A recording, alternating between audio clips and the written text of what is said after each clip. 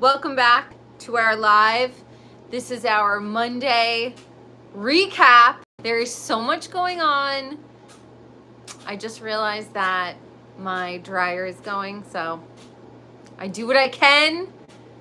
I sneak this in when I can, but I'm happy to be here. And let's dish. Let's talk about it. It's like one thing after another lately. Am I right? I almost had to take a little bit of a break because it felt kind of like non-stop with the drama, whether it be out in the world or in the Bravo-verse. I had to take 5 minutes to just digest and live in a little bit of a bubble. Of course, I opened my Instagram today to the reality reckoning. Okay, so Bethenny Frankel, she's on the warpath, and oh my goodness, I'm not sure if she realizes the can of worms that she's opened, and I'm not saying that she's wrong. Okay, I'm not saying she's wrong or out of line or anything like that. Just as a spectator, my mouth was agape. I was like, so the Vanity Fair article came out. I haven't read the thing in its entirety yet. I'm going to. But it doesn't look good. Not for Ramona. Not for Leah. I saw like a little snippet of Leah describing waking up in a not great state. So this is like the Iraq War. This is going to be years to come. I just feel like this is the tip of the iceberg, and they're just getting started. Whew. So we'll be watching this unfold. I mean, it's like Christmas, but we're gonna watch it unfold. Bethenny, there's been a little speculation about Paul and Bethenny and if they're still together, because she rang in the NASDAQ bell the other day, but she said to Bryn, "Don't come." You know, she was at school. I guess she didn't mention Paul in the post that she was crying. But she did say, "I'm always the one to say, don't worry about it, don't come, don't worry about it." And I understand that very much as well, coming from somebody who comes from a broken family. I never had a birthday. I think I had like 2 or 3 birthday parties my whole life. And they were always not like a happy occasion. And so I think, and I realized a long time ago that I do tend to live my life in a little bit of a surface manner when it comes to relationships or friendships, because I never really feel like people will go out of their way for me. And also I don't want them to go out of their way for me. But that's what relationships are, and that's what friendships are. But because I didn't grow up with that closeness or people ever doing anything like that for me, it doesn't feel necessarily comfortable for me. Even when I got married, I didn't have a real quote unquote wedding. I got married at the park, and it was very kind of like casual, and it didn't feel comfortable for me to have people come out of their way just so I could get married. It felt very foreign to me. Whereas I would imagine if you come from a big, jovial, loving family, it just feels normal because you guys all kind of make those concessions for each other and go out of your way because that's what, real family does. So I felt for Bethenny when she was describing just feeling alone and not like she felt comfortable having people there for her. And I felt bad for her because I understand, and you could have all the money in the world and you can have your own children, but the fact that she couldn't pick up the phone and call her mom, or pick up the phone and call her grandma, or pick up the phone and call her stepdad or her dad, or maybe a cousin, I felt bad for her. I really did. So, but yeah, there's been some speculation about her relationship with Paul, and I don't know if she's to date met his children, but he does have 2 children from his previous marriage, and he was with the woman for quite a long time. And then a few months before he met Bethenny, or their relationship became public, he divorced his wife. Now, Paul comes from Bethenny's nouveau riche. Paul is the opposite, right? He's old money. And new money and old money, they act differently. Old money is quiet, secretive, to themselves. New money is, usually you could see that it's a compensation. That accumulation of wealth is usually a compensation for something else. And when you get there, you could be a little flashy. Bethenny falls into the nouveau riche category. And so they always said they were never going to get married. Even though they're engaged, they both have children. So it's not a matter of like, are they young and they want to have children? They don't have to. Also, divorce is very expensive when you're in that tax bracket. So I don't know. We'll see. However, she did make chicken soup on her Instagram the other night, and Paul was there. But I feel for Bethenny. I think she has the right intentions. She definitely has a lot of that Scorpio and that Capricorn energy. She has a moon in Capricorn and she's a Scorpio sun. So she definitely has like a lot of intensity and probably, you know, definitely a drive to succeed. And also, I feel like she wants to do the right thing. She said, I saw somewhere she said, this is my. So the reality reckoning is her. It's so funny. It's so funny. As people get older, they start to, you know, like, whenever I see old people in church, I'm like, you were probably the meanest, nastiest person. Need the prayers. So this is her penance. I feel bad for her. I really want to see her relationship with Brynn stay healthy and solid. I'm so interested to know about such an asshole. Going back and watching Beth to her on the DL, but he was not great to her. He would get like his little digs in. But does it mean that I don't want to know about him? I want to know. Does Brynn spend time with the grandparents? Are they close? Does Brynn, she probably doesn't have cousins from that side because his brother passed away. So I don't know. I just am like curious and I want to know more about his life after Bethenny. He should write a book. She probably had him sign an NDA, so we'll never get that. But I don't think she will be at BravoCon. Like, imagine if Bethenny stepped on the scene at BravoCon. Andy would have her tackled and taken down. Like enemy on the lawn, enemy on the lawn. You know what I mean? This is wild. Like, I've waged wars when I got into high school. I refused to like be the whipping boy of the in crowd because I felt like the Heather McDonald. Like, I was friends with like the cool kids for a very brief time, but I was definitely the one that they like took everything out on. And I was just like, no, fuck you. And we went into high school in 8th grade. So I had 5 years of feuding with the like popular clique.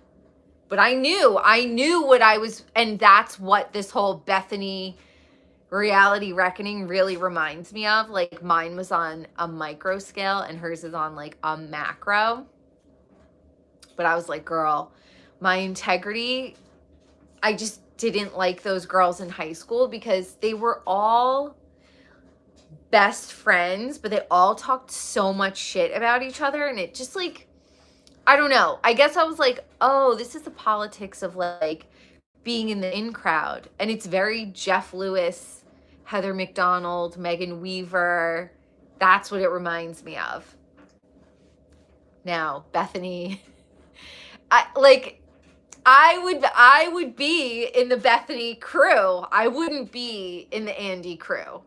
Andy would be like, Candace, will never fall in line. So she is not going to be a part of the in crowd. Like, if I saw something that was going on behind the scenes that I didn't think was on the up and up, I would probably have a hard time not saying something. So if that's your vibe, I'm not your vibe, right? So Bethenny, you know, felt good about being Andy's pet and teacher's pet and everything like that. But I guess over time, either she got super sick of how phony it all was, and she put her foot in her mouth and it went too far, and now she has to go all the way. I just don't know how it could... I don't know how this is going to end up. I'm going to watch, obviously, but I don't know how it's going to end up, because Bravo is such a big conglomerate, and although she's very successful and very powerful in her own right, it's a massive undertaking. So, all right. That's how I feel about Bethenny, right? That's how I feel about Bethenny. Sometimes she annoys me. A lot of times I empathize with her. So, I think we should just stick on the topic, though, of Jeff Lewis. And he is going through it. Yeah, he's really going through it. Jen Green is out. She's on the outs. First of all, he loves Anthony Anderson. But I saw something on TikTok about Anthony Anderson about being a grapeist. Multiple, not just one woman, multiple women came through. And that's why he got divorced. Really, Jeff? Did you know that? That's who you want to promote? Something that Jeff said, he said a lot. He said that he has sold his soul. And I always wonder why nobody asks him to elaborate. The last time he said it, he had Caroline Manzo on. And Caroline Manzo obviously comes from a Italian Catholic family from New Jersey. What does he mean when he said that? What deal did he make? Because he went from being a pretty wealthy guy on Flipping Out to, from what I can tell, astronomically wealthy. Did he inherit millions from his grandmother? Why doesn't his one brother talk to him? I know that it had something to do with the grandmother and the will and all that stuff. Oh, I love Jeff, and I think he's so funny, and he definitely has charisma and the it factor. I agree. But what does he mean when he says that? Does anybody, like, I can't even conceptualize. Is it like a contract that they could use his likeness forever? Is it? Because he went from being successful to being incredibly wealthy. And Heather McDonald is a Catholic girl. She didn't get successful any other way than hard work. You can tell because she has a chip on her shoulder about it. If it's taken you longer and real elbow grease to become successful, you do get pissed off if somebody tries to come in and mess with your success because you genuinely worked your butt off for it. And she was talking to Megan at the wedding. I heard Megan Weaver and Jeff are having a little moment of silence together. So we'll see if she's on the show soon. I'm sure he will reveal more. We just have to wait and be patient. But him and Chef Stu, they're no longer. And that initial high that they felt when they would break up and make up and break up and make up and not talk and talk and that, all of that is like, it's like a drug. And once you grow out of that, you don't you're not interested in a relationship like that anymore. Stu, I have a feeling he loved nose beers. If you don't know what that is, go in the Urban Dictionary and look it up. But Jeff came very, very close quite a few times to saying that when he was talking about Chef Stu and his ex-boyfriend, which I can't remember the ex-boyfriend's name, but he said that he would encourage Chef Stu, and I was like, nose beers. If he's a drinker, like people, I dated a guy from Belfast, okay? They want to drink and stay up and party all night. And what helps you do that? Nose beers. So fill in the blanks. You draw your own conclusions. But I think Chef Stu is incredibly handsome. I cannot believe somebody said that Chef Stu and Justin Martindale slept together. Back in the day. I don't like Justin Martindale on Jeff Lewis. I don't like it. He sounds super forced. And you know when it's like you meet someone and they try to have like inside jokes with you right away, and it's like, I don't even know you like that. So like, just relax. Let's get to know each other. Let's build the bond. Let's build a foundation. Don't just like jump in with like half-assed inside jokes. I didn't like it. I didn't listen to him on when he had Lauren Lake on. It was just like, I think there were 2 episodes prior. But yeah, I just didn't like it. And I could see in one of the promos, Jeff was like reading through his notes and Justin said something. And Jeff didn't even really look up. He just like laughed. And I was like, that's a filler laugh. If Jameson could have pressed a button at that time to like put in a filler laugh, that's what that was. That wasn't like a genuine, I think you're funny. Jeff will have him on though. He will continue to have him on. I think just to spite Heather McDonald. Now here's my opinion. I don't know if him and Heather will talk for a few more years or maybe like a year or 2 or 3. I don't know. I have a feeling Heather would be a more loyal, better friend to Jeff. All of these people that he pays to be around him, I get it. I'm not the easiest personality to get along with because I'm a very particular person and I like things done in a particular way. And if you're like a soft person, we're probably not going to jive. So I understand having like a very strong personality and what a wonderful luxury it must be to be able to pay people and then they become your friends. And then there's like this inherent loyalty because basically you pay their fucking bills and you pay for their life. So they want to stay on his good side. I get it, Jeff. I get it, Bethenny. But at the end of the day, I think that Heather is an actual authentic friend.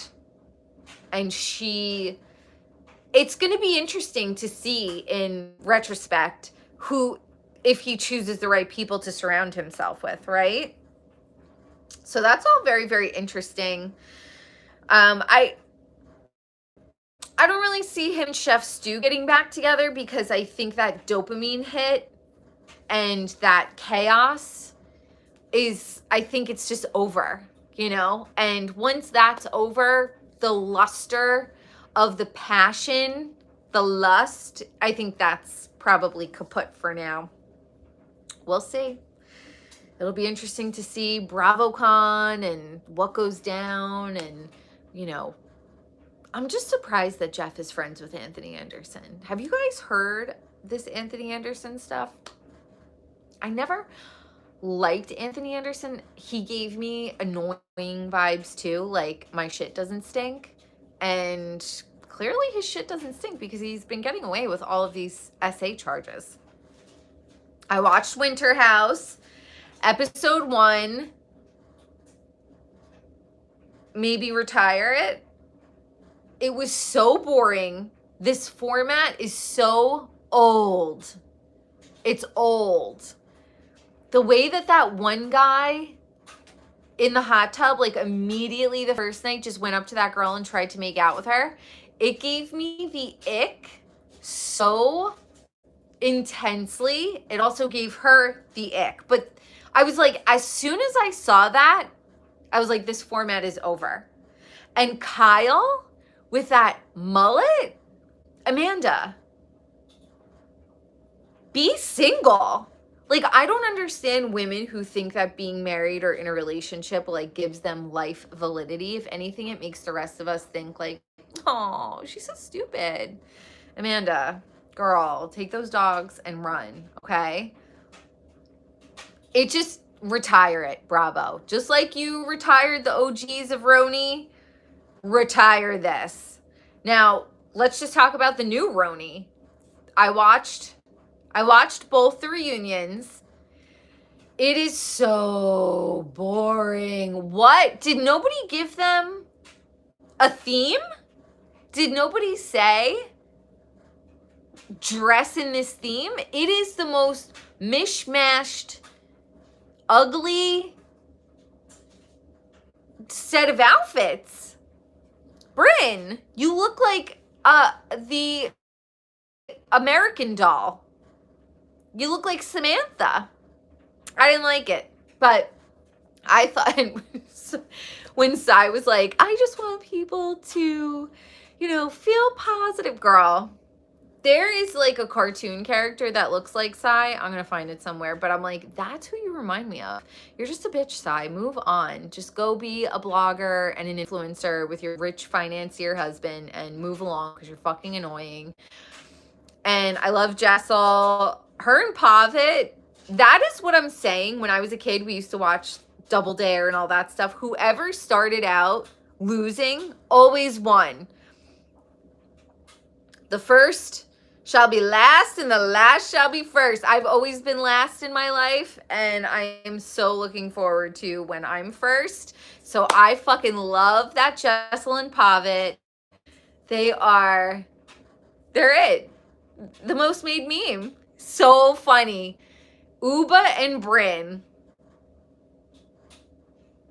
they almost had a brawl on set. A brawl. Bryn, okay.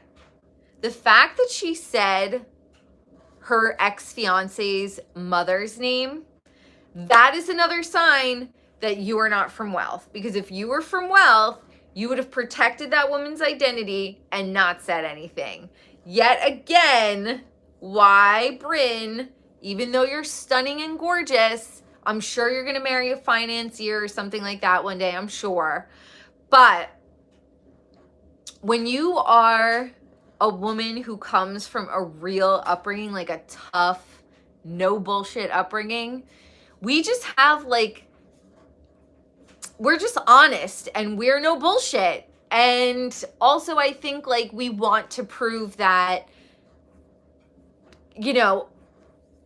I rub elbows with these upper crust people. I don't really care about that. But I could see how somebody who came from humble beginnings would want to show, now these are the people that I hang out with, right? But Uba turned on her, and them sitting that close to each other and having that screaming match, Uba, she's tall and she's strong, but so is Bryn. So I'm like, they should put on a white t-shirt and they should get in a pit of Jell-O. No, I'm kidding. And they could raise money for underprivileged children. Make it work for you. Erin is so boring. I did not like her outfit at all. Who wears a cocktail dress to your reunion? No. Wasn't into it. So we'll see. I am ready for season 2. So far, I don't ever want to hear about a cheese plate ever again. I don't ever want to talk. If they're going to be this boring with subject matter, I don't know. I don't know. I don't know if I could watch and be invested. Do I want to look and see what their outfits are and their beautiful skin and their hair and their nails? Yes, I will tune in, quick look, okay, maybe put it on in the background. But this was definitely a so-so season and a so-so reunion. And you can tell they are not friends. They are not friends in real life. Okay? All right. Miss Tinsley Mortimer, she is engaged, and there was a blind item saying that it was like an A- list, reality celebrity landed a fiance through threesomes and schmo-schmain parties. And I was like, I always had a feeling Tins liked the nose beers as well, because she just gives that vibe, allegedly. So I don't know. That was a blind item. I saw it on TikTok. I cannot say if it's the truth or what. It's allegedly. But I know that Tins has been off social media for a really long time. I actually ran into her where I live in 2021. She was super nice. We took a pic, and she was with Scott and Strawberry and Shortcake, and I actually had recognized Strawberry and Shortcake first, and then I looked up and I was like, holy shit, it's Tins and Scott. And Scott looked like he wanted to fucking die, but she was very sweet. She took a pic with me. She's been off social media for a long time. Here's what I think. Do you want my opinion? You're going to get it anyway. So I think that Tins really is trying to fit into a mold for a man. But there are certain women, myself included, I don't want to fit into a mold. All right? I don't want to. I'm 39 years old. Leave me alone. I don't want to fit into your mold. I don't want to play by your rules. I'm on social media. Like, I always had guys in my life who were like, I really only like girls who have 5 followers. Well, fuck you. I have 22,000. Move along. Then you don't like me. And that's how I feel Tinsley is trying to put herself into a box that she doesn't necessarily fit into, because she feels if she doesn't have a man, she's not valid as a woman. I see it all the time. I'm 39 years old. I've seen women are so weird. They would rather be with a dirtbag man because society looks at them as like they're better than having standards and being alone. When she was married to, what was his name? What was Tinsley's? Topper. When she was with Topper, they were together since high school. That was like 30 years ago, 30 years ago. Different. Social media wasn't even around, but I bet it bothered him that she was on the social scene. So she tried to not be on the social. We're gonna see Tinsley go back and forth. She might be laying low now. That little star inside, she's gonna want to show herself. So give it 5 years. And I have a feeling we'll see Tins out on the scene again. Oh, and she'll be saying things like, I wasn't being myself. I wasn't being true to myself. She is a starlet. When I think of, what's the woman's name? Is it Nikki Reed? Who's the older woman that Jeff just had? And she's friends with Josh Flagg. Could you imagine Nikki letting a man tell her, like, you can't be on social media, or you can't, like, I just have a feeling in 5 years, Tins is going to come out. She'll have another divorce behind her, and she's going to be like, I just want my place back in Manhattan, and I just want to, so we'll see.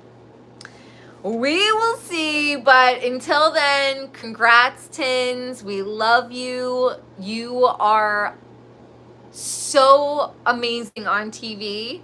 I can't believe you're taking that away from us. Okay? Southern Charm.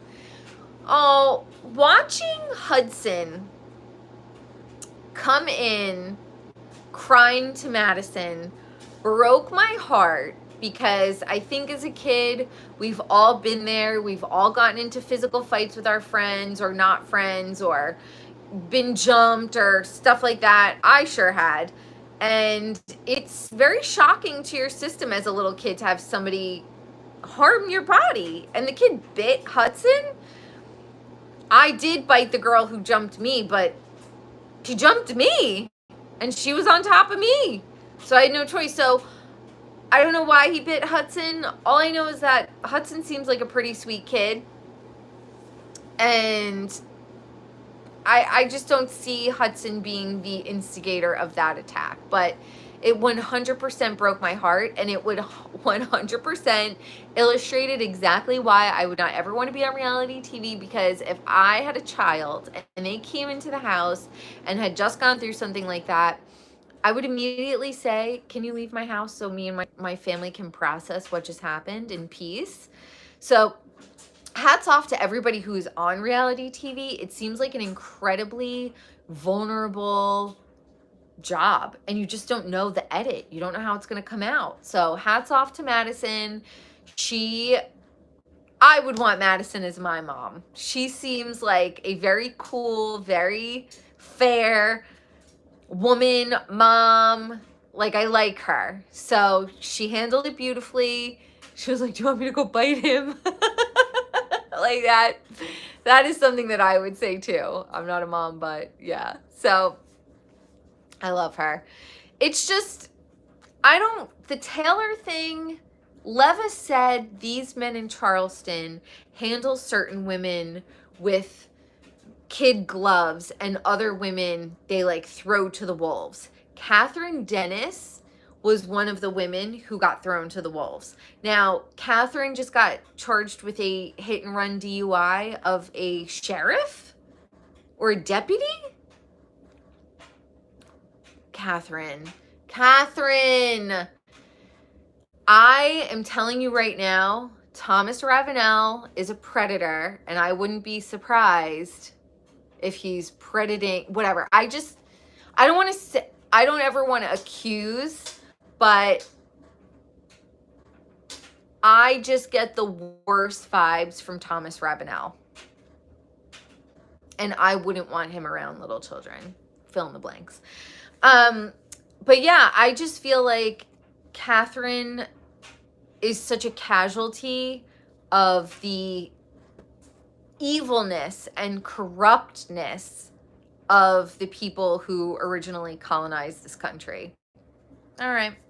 I feel bad for her, though. And Catherine, you're letting them win. Don't do that. You are letting them take everything away from you. If you have to cut your losses with these kids, like, save yourself.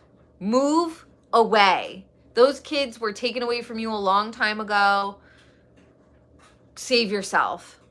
Because they're like harvesting Catherine's misery.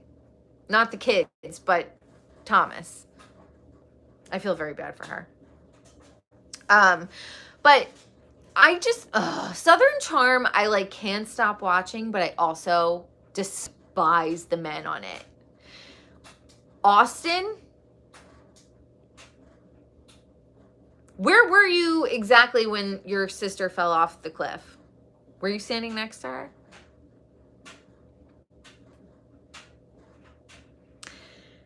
I get such bad vibes from him. Like, bad vibes. Like, bad vibes. And Shep is like, no, you're not goofy. You're just wealthy and you could do whatever you want. Like, Shep could get caught with a dead body in his car and he would get away with it. Austin, too. So, I don't know. Allegedly, for educational purposes. I just don't like those guys. Rod, I like him. And the other guy, the other new guy, I like him a lot too.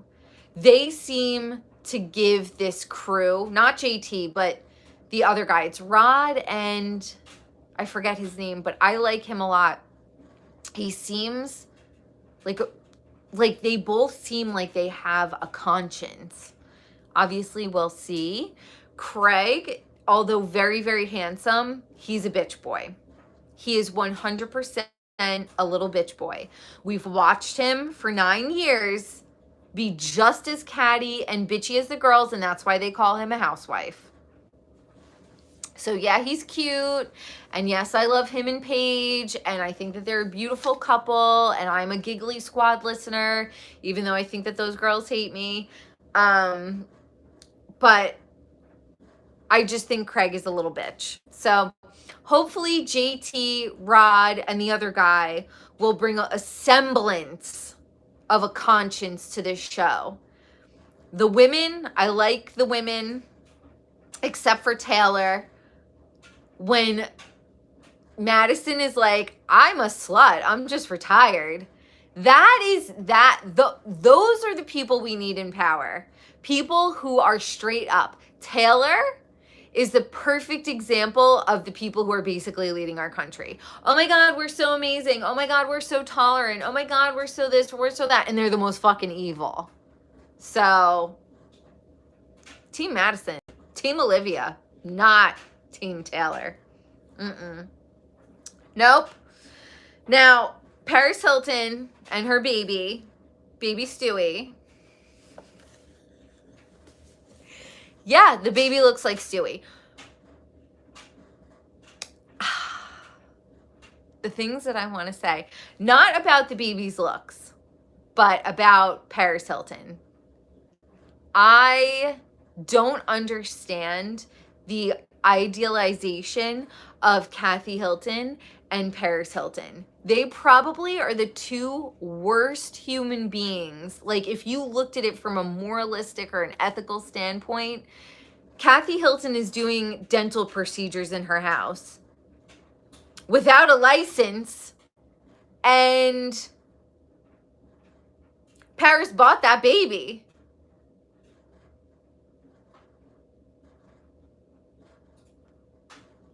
Put a fucking helmet on the kid. Reshape his head, all right? So he doesn't get teased. Kyle. Yes, laundry is done. Kyle is like, Sutton wants to be friends with my sister because, yeah, my sister has all the great parties. But I don't think that my sister has ever been held accountable for anything that she's done in her life. She has been married to Rick Hilton since she was like 19 years old, 18 years old. She's like in her 50s now. How many people do you think that Kathy Hilton has fucked up their teeth and then paid for them to go and get corrective dental work? I don't know this. This isn't even allegedly. I'm just saying she's that type of person. Let me just drill it. Let me just drill your teeth. Rick, I really fucked up somebody's... Like, she said she has a dental chair in her house. What is she doing? Cleanings? Extractions? This is the example of how rules for thee and not for me. And I say it all the time, very, very rich people and very, very poor people are exactly the same. They like to sleep with their fucking kids. They like to do drugs. They're lazy. It's the middle class that are good people. They go to work. They take care of their family. Very, very rich, very, very poor. Fucking same. Exactly the same kind of people. So that's why they're eliminating the middle class, because the middle class actually has a soul. And they're like, oh, well, we can't have people with a soul. Now, Matthew Perry, he just passed away. And yeah, okay, he was a good actor, but like, we don't know him as a person. And of course, Gwyneth Paltrow is going to be like, oh my God, you're so much. Shut up. You come from a Hollywood family. You use your Oscar as a doorstop. Oh my God, you're so relatable. Girl, you're so relatable. Shut up. I've like had enough of Hollywood. I've had enough. And it's just, they're crumbling. Hollywood, your time is up, babe. One thing that I learned is I was raised in the 80s with cartoons like Inspector Gadget. What did we have? Smurfs, Gargamel, Murky Dismal, Rainbow Bright. And it was always a constant fight, the light and the dark. And the one thing that we were taught as kids that I watch these cartoons, they're very different from how we grew up. We grew up knowing that there was a battle between light and dark in this world. Where do you think all the Nazis went? To Hollywood.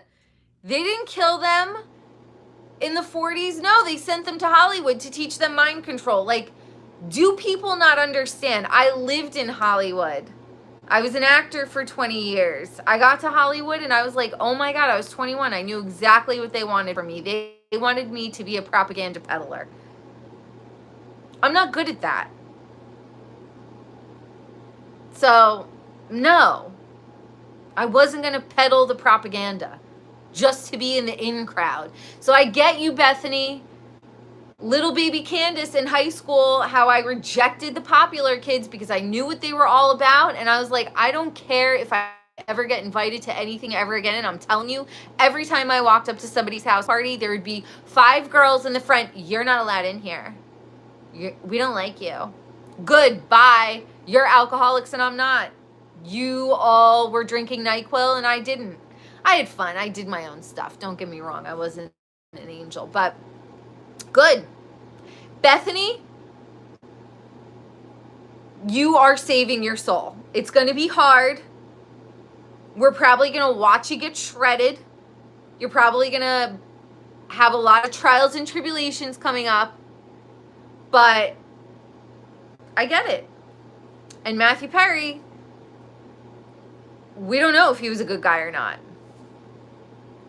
Just because you were a funny actor doesn't mean you were a good person. Just because you're an old person doesn't mean you were nice when you were younger. Like, do people not fucking understand? So apparently he was on Epstein's flight list. Who knows? Who knows? You okay? You all right? I mean, RIP. But I don't know about you guys, but I am just watching everyone in Hollywood. Ooh, I think they're all afraid. I think they're all really afraid. And the whole Taylor Swift and Travis Kelce thing, that is the world's biggest PR stunt ever. Heather McDonald saying that she thinks that they're actually going to get married. Heather, are you kowtowing? Are you kowtowing? Because I know, girl, I know you really want to say you think it's a setup, but you can't bear to lose any more fans. So you're going to go and blow smoke saying you think that they're going to get married. This is the biggest fucking PR stunt I have ever seen since Nipplegate, when Justin Timberlake pulled Janet Jackson's nipple out. It's bullshit. It's bullshit. Have we not learned? Travis does not like her. She looks like his sister. He likes girls with long brown hair and a fat ass. So even if he does marry her, in 5 to 10 years, he will be cheating on her with a girl with long brown hair and a fat ass. Mark my words. Okay? I could not ever date him. I do have semi-long, I just cut all my hair off, but I do have a fat ass and I'm a brunette, but I could not ever date him because he gave in to the disgusting medical intervention. Ew. So you have no soul. And I just am telling you right now, these people in Hollywood, the ones who make it, they are doing things behind the scenes. People who like Lady Gaga. She wore a meat dress. Where was the meat from?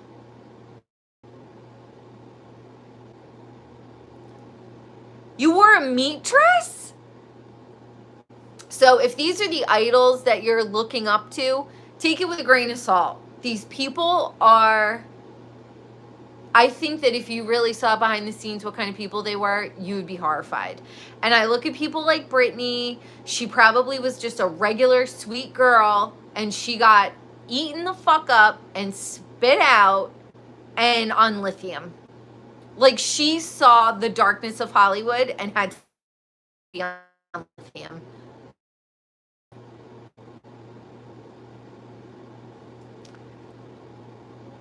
Fame is not worth it. I'm telling you right now, fame is not worth it. So the whole thing with Matthew Perry and calling himself Matt Man and a picture in the jacuzzi, I'm sorry. And they immediately were like, there's no foul play. Shut up. Everyone's drowning. Whitney's drowning. These people are hanging themselves. Like, are you kidding? I don't know. Allegedly. It's for educational purposes only. And I just want to say, like, this online blogging, vlogging community, it's not a warm and cozy community. All right, let's not be under some, like, the Zach Peters and the, all that. Like, at the end of the day, I'm not trusting you people either. So, it is what it is. I just know that next week is going to be even crazier. Who knows what it's actually going to be? I don't know exactly, but every Monday I wake up and I'm like, what is it today? The internet and all this stuff was created to make our lives better. If anything, it is like a propaganda machine nonstop. Don't trust everything you see in the news.